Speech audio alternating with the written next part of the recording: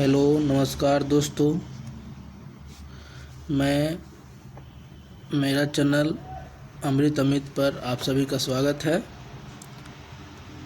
आज भारतीय इतिहास का तीसरा वीडियो होगा।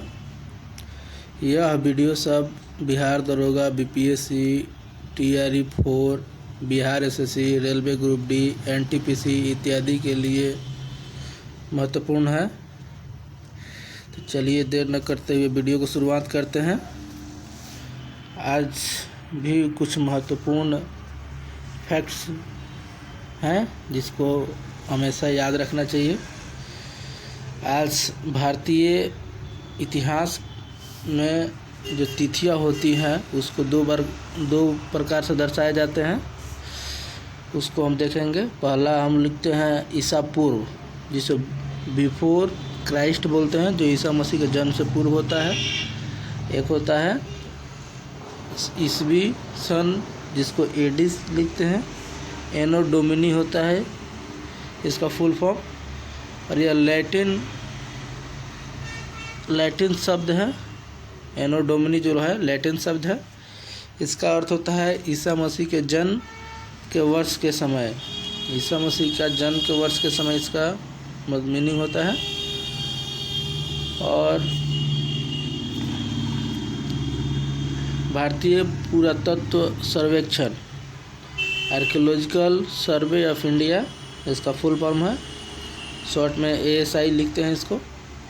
स्थापना 1861 ईस्वी में लॉर्ड कैनिंग के समय में हुआ था, और इसकी स्थापना में सर अलेक्जेंडर कनिंघम ने महत्वपूर्ण भूमिका निभाई थी।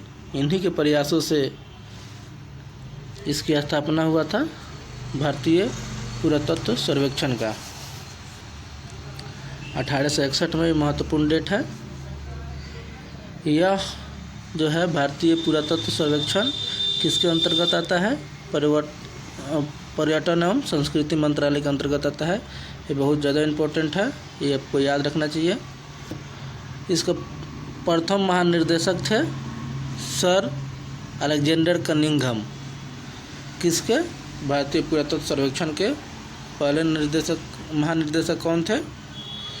Sir Alexander Cunningham. प्रथम भारतीय महानिर्देशक कौन थे? राय बहादुर दयाराम साहनी। प्रथम भारतीय महानिर्देशक राय बहादुर दयाराम साहनी। नेक्स्ट देखेंगे हम लोग भारतीय पुरातत्व विभाग, आर्कियोलॉजिकल डिपार्टमेंट ऑफ इंडिया, इसको ADI बोलते हैं। इसका स्थापना कर्जन के समय 1904 ईस्वी में हुआ था। हड़प्पा और मोहनजोदड़ो के उत्खनन के समय ASI, archaeological survey of India के महानिर्देशक कौन थे? सर जॉन मार्शल थे।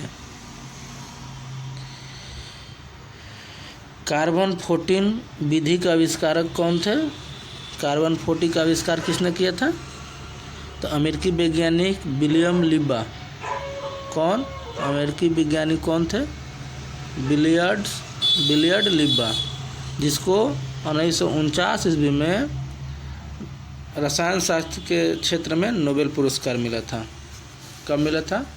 1949 में। और कार्बन 14 विधि का आविष्कारक कौन है? बिलियर्ड लिब्बा। कार्बन डेटिंग विधि से केवल उन्हीं अवशेषों की तिथि ज्ञात की जा सकती है जो कभी जीवित थी। कभी ना कभी वो जीवित रहा होगा, उसी चीज़ को हम लोग उसका एज निकाल सकते हैं। पोटेशियम आर्गन विधि से निर्जीव वस्तुओं का उम्र ज्ञात की जाती है। किससे किया जाता है? पोटेशियम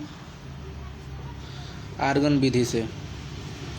थर्मोल्यूमिनेसिस डेटिंग विधि, ये भी एक महत्वपूर्ण फैक्ट है। थर्मोल्यूमिनेसिस डेटिंग विधि, इसे मृदभांडों की तिथि ज्ञात की जाती है।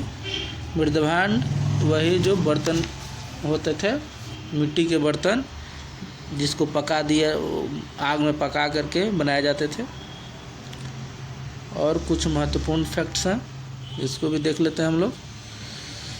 राष्ट्रीय मानव संग्रहालय कहाँ स्थित है? भोपाल में, मध्य प्रदेश के भोपाल में। अब इसका नाम क्या हो गया है? इंदिरा गांधी राष्ट्रीय मानव संग्रहालय। अगला फैक्ट है, भारतीय पुरातत्व का जनक किसे कहते हैं? अलेक्जेंडर कनिंघम को। 1863 ईस्वी में सर्वप्रथम भारत में पाषाणकालीन सभ्यता का अनुसंधान प्रारंभ हुआ। माने रिसर्च सबसे पहले कब प्रारंभ हुआ? पाषाणकालीन सभ्यता का, तो 1863 में। ये भी महत्वपूर्ण फैक्ट्स है।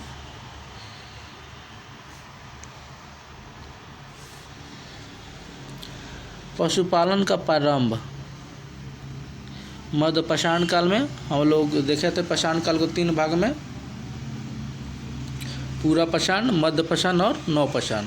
तो उसी में मध्य पाषाण काल में क्या हुआ था? पशुपालन का प्रारंभ हुआ था। दूसरा है, मानव द्वारा सबसे पहले धातु का प्रयोग कब किया गया था? धातु का प्रयोग, किस धातु का प्रयोग? तांबा का किया गया था। ठीक है। सर्वप्रथम खाद्यान्नों का उत्पादन प्रारंभ हुआ नवपाषाण काल में। ठीक है। नवीन खोजों के आधार पर भारतीय उपमहाद्वीप में प्राचीनतम कृषि के साक्ष्य जो हैं लहुरा देव से मिले हैं। जो कहाँ लहुरा देव? संत कबीर नगर, यूपी में। लहुरा देव से ही 9000 BC से लेकर के 7000 BC के मध्य चावल के साक्ष्य मिले हैं, प्राप्त हुए हैं। कब से? 9000 BC से लेकर के 7000 BC के मध्य कहाँ से प्राप्त हुए हैं? लहुरा देव से, जहाँ कृषि का भी साक्ष्य मिला है। लहुरा देव कहाँ स्थित है? संत कबीर नगर, यूपी में। तो ये रहे मेरे फैक्ट्स तीसरा वीडियो। प्राचीन भारतीय इतिहास का ये